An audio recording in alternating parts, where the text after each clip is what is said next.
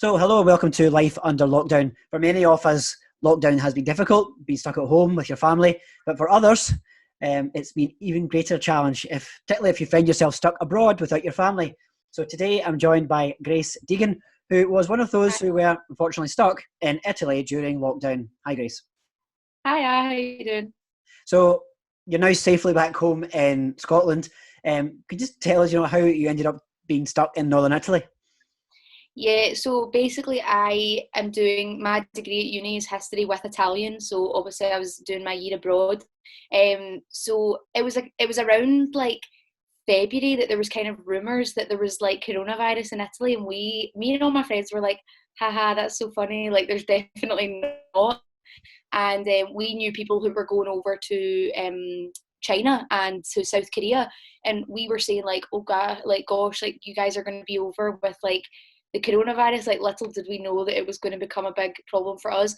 So I came back to my house like the end of February for just a week, and then I decided to go back just because it didn't seem like a really really bad situation. Mm. And then pretty much like a week after I got back, it was like really serious, and they implemented all the like fines and like lockdown. You couldn't leave your house at all and stuff like that. So I was in lockdown for almost 2 months. Mm. And I just got home yesterday, so it's nice to be able to walk about in a space bigger than just my bedroom and kitchen. And were you at any point in time, were you alone? Were you alone, for example, with the flatmates with you, or just like, felt isolated? I was completely alone because I basically live with one other girl, and she's from Oxford. Mm.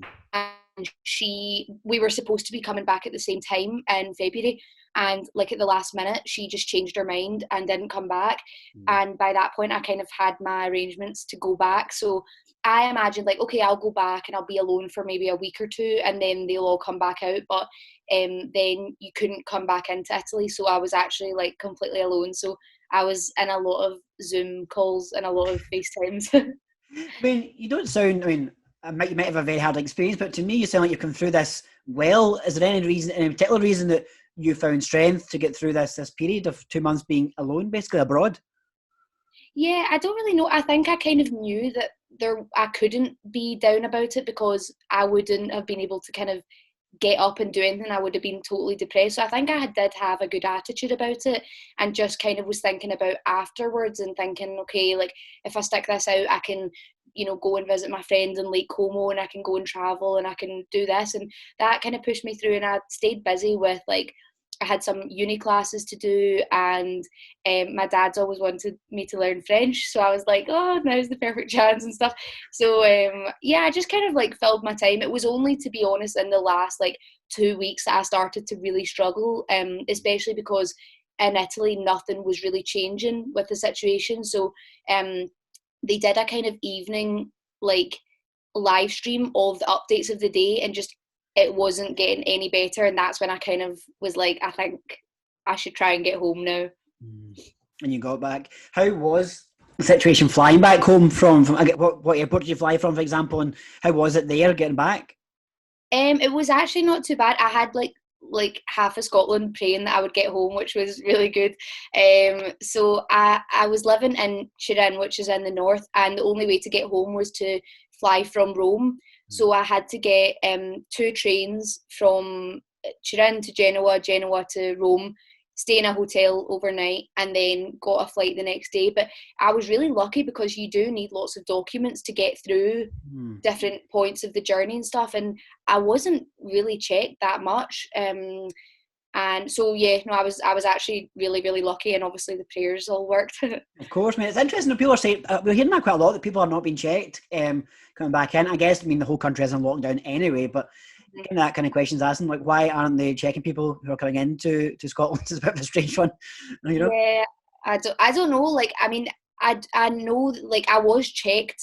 Like I had my temperature checked a couple of times on the journey in Italy, and I don't know in the UK. Like I have only been in lockdown here for one day, but I mean it's like very different from Italy. I mean when my family were kind of describing like the lockdown situation here, I was like, this isn't lockdown. This is like a holiday. Like I can go on like a walk a day or something. So I don't really know why they weren't checking people. They even told us to take off our masks when we came into the airport, because in Italy you have to wear a mask outside, and like if you don't, like for example, if you go to the supermarket and you don't have a mask, they have like a supply of masks for people like that. So when I got to the airport, like the British like airport staff were almost like laughing at us wearing masks, like haha, like they've just come from Italy. And I was like, oh right, okay, it's not, I don't know, it's not as intense here, but yeah, I guess You we'll, know, it's we'll funny because see. it always is like, you know, our figures are getting to the stage where Italy was at. Obviously, it was a more greater focus in the north where you were, but it Yeah, just seems like, you know, we will probably be following that curve eventually and having those things implemented. It just seems the case. But it's been. yeah, I'm glad you're home and safe now. I mean, don't so am get I. too comfortable. Yeah. I know. Like, it's kind of one of those things you just don't know what's going to happen, and I think that's the main reason I had to come home eventually, was because I imagined that the situation would be under control. Because I mean, obviously, no one's ever really experienced anything like this, and so yeah, like I was thinking like, yeah, it's kind of a, like, as lots of people were. I was like, it's a strong flu, you know, it'll be over in a month's time, and yeah, so I think coming home was better, because even if it means that like we're going to be in this situation till September, like I'm with my family, and Yeah. you know, I'm secure and stuff, because I was alone in my apartment in Italy, which kind of was a problem itself, you know. So yeah, it's just good to be back with No, people. yeah, it's interesting to talk because obviously I did a year abroad in Spain, and that was, you know, that was an interesting year. Really enjoyed it. But I just think, you know, imagine that happened. My mind goes back. Imagine that happened to me when I was in Spain in 2010. So how do you get up your credits again? Do you have to repeat your year again, or what's the scenario? Have you heard anything from the university? So when the situation started getting bad, my professor phoned all of us actually, and just kind of was talking to us about what we thought was the next best step. And I think he definitely thought I was crazy, because I was like, yeah, like I'm going back to Italy, and he was like, oh no.